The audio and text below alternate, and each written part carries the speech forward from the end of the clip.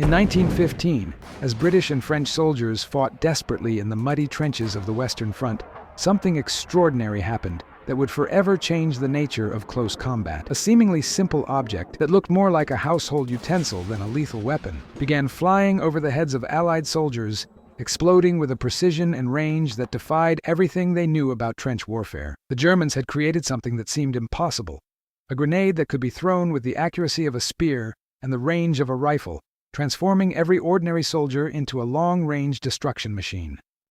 What made this even more disturbing was its innocuous appearance.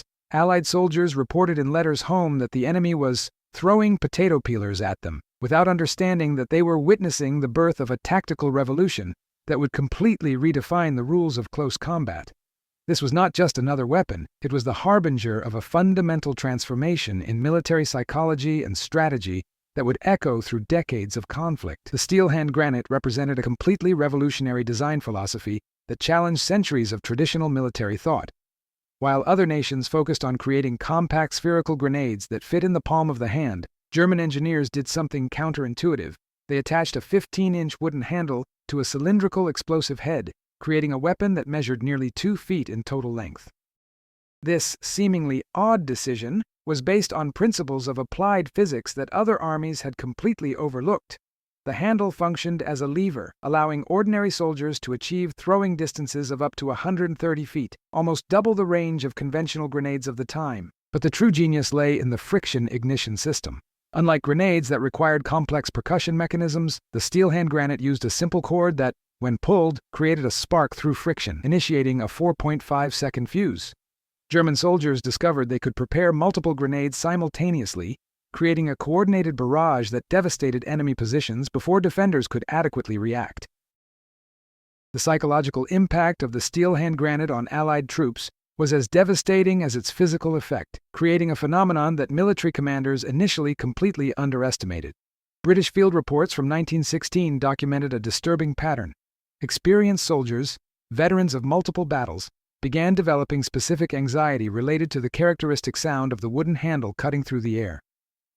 Lieutenant James Morrison, of the 2nd Lancashire Battalion, wrote in his diary, "The peculiar whistling of these damned things is unlike any projectile we know. You can hear them coming for whole seconds, knowing that death is flying your way, but without being able to determine exactly where it will land." This psychological torture was amplified by the weapon's visual design.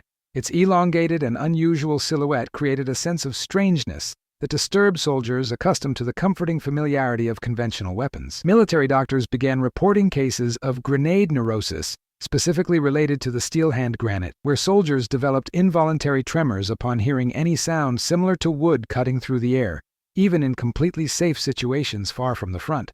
The tactical superiority of the Stielhandgranate became glaringly evident during the Battle of Verdun, where German statistics revealed a combat effectiveness that shocked even their own commanders. Post-battle analyses showed that German soldiers equipped with Stielhandgranaten could neutralize machine gun positions at distances that were considered impossible for grenade combat. The long handle not only allowed for more precise throws, but also enabled completely new combat techniques. Soldiers could hold the grenade by the handle and use it as an improvised club in close combat before activating the ignition mechanism and throwing it. German military records documented that a single section of 8 men, properly trained with Stielhandgranaten, could suppress and eventually capture trenches defended by up to 30 enemy soldiers. Obergefreiter Hans Müller reported in an intercepted letter, "With these grenades, we have become gods of war. We can reach the enemy where he thinks he is safe, and our accuracy is such that we rarely waste ammunition." This tactical advantage forced the Allies to completely rethink their defensive strategies, abandoning positions that had been considered impregnable for months. The manufacturing process of the Stielhandgranate revealed a German industrial approach that combined ingenious simplicity with mass production efficiency, dramatically contrasting with the complex methods used by other nations. While British and French grenades required sophisticated metallurgical precision and multiple manufactured components, the Stielhandgranate could be produced using relatively basic materials and techniques. The explosive head was made of simple cast iron, molded into sections that fragmented predictably, while the handle was cut from common beechwood, abundant in German forests. The friction ignition mechanism used only 5 main components: a cord, a percussion cap, ignition powder, a timed fuse, and a small amount of abrasive material.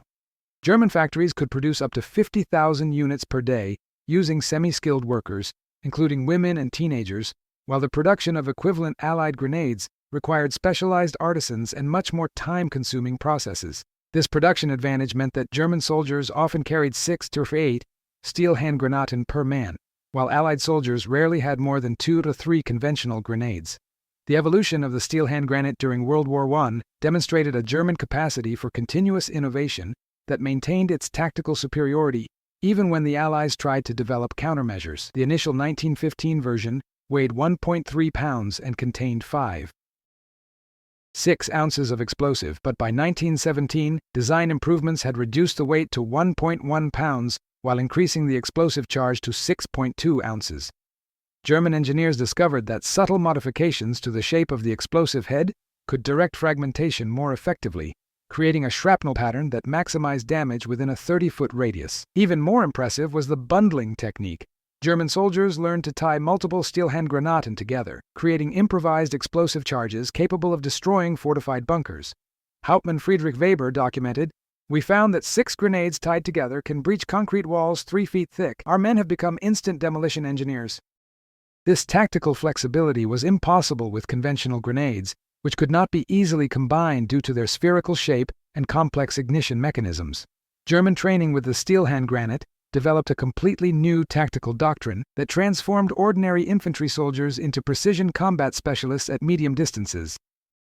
German military manuals from 1916 detailed specific techniques that took advantage of the weapon's unique characteristics: the pendulum throw, where the soldier used the handle as a pendulum to generate additional angular momentum; the precision throw, which involved aiming using the handle as an improvised sight; and the sequential bombardment, where multiple soldiers coordinated their throws to create a continuous barrage. German soldiers practiced until they could hit window-sized targets at distances of 100 feet with 80% consistency. Unteroffizier Klaus Richter wrote in his training manual, "The Stielhandgranate is not just a weapon. It is an extension of the soldier's arm, a precision tool that requires the same discipline and practice as a rifle." This training philosophy contrasted drastically with the Allied approach, where grenades were considered weapons of last resort, used mainly in desperate situations. Germans transformed the use of grenades from a defensive tactic into a coordinated offensive strategy. The Allied response to the Stielhandgranate threat revealed both the magnitude of its impact and the limitations of traditional military thinking of the time. British and French commanders initially attempted conventional countermeasures, increasing the thickness of trench protections, developing helmets more resistant to fragmentation, and training soldiers to take cover more quickly. However, these defensive solutions proved inadequate against a weapon that could reach positions previously considered safe. In 1917, the Allies finally began developing their own stick grenades, but faced significant challenges. The British Mills bomb with an attached handle weighed 2.1 pounds, almost double the Stielhandgranate, and its percussion ignition mechanism was less reliable in combat conditions. French attempts to copy the German design resulted in weapons that often failed due to inferior material quality and lack of understanding of the underlying engineering principles. General Sir Douglas Haig admitted in private correspondence, "We completely underestimated the psychological and tactical impact of this German weapon. Our men face an enemy that can attack them at distances we considered safe, and this has fundamentally changed the dynamics of trench combat."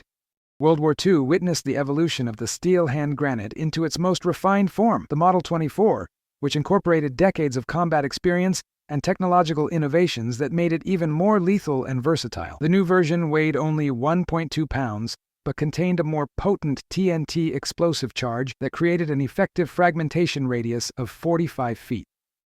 The handle was redesigned with grooves for better grip, and the ignition mechanism was improved to function in extreme temperatures, from the deserts of Africa to the brutal cold of the Russian front. German Wehrmacht soldiers developed even more sophisticated techniques: the ricochet throw, where the grenade was deliberately bounced off walls or obstacles to reach enemies in protected positions; and the grenade rain, a coordinated tactic where entire platoons simultaneously threw Stielhandgranaten to saturate a specific area.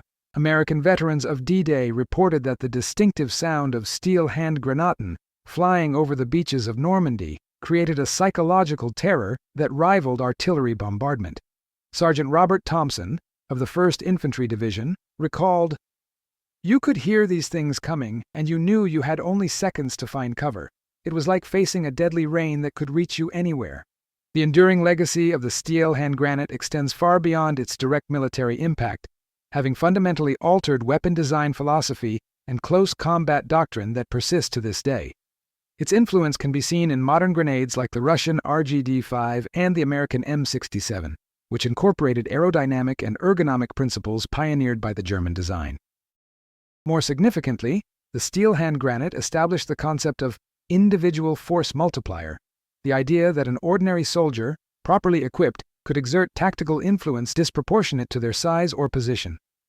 This philosophy influenced the development of modern grenade launchers, portable weapon systems, and even contemporary military drones. Modern military analyses recognize that the Stielhandgranate was a precursor to a revolution in asymmetric warfare, demonstrating how design innovation could overcome conventional numerical or technological advantages. General George S. Patton, known for his brutal frankness, admitted in his memoirs, "The Germans taught us that war is not won just by those who have more men or tanks, but by those who think more intelligently about how each individual soldier can maximize their lethal impact." Today, when we observe modern conflicts where small units use advanced technology to overcome superior conventional forces, we are witnessing the direct evolution of the tactical principles established by a simple wooden-handled grenade over a century ago.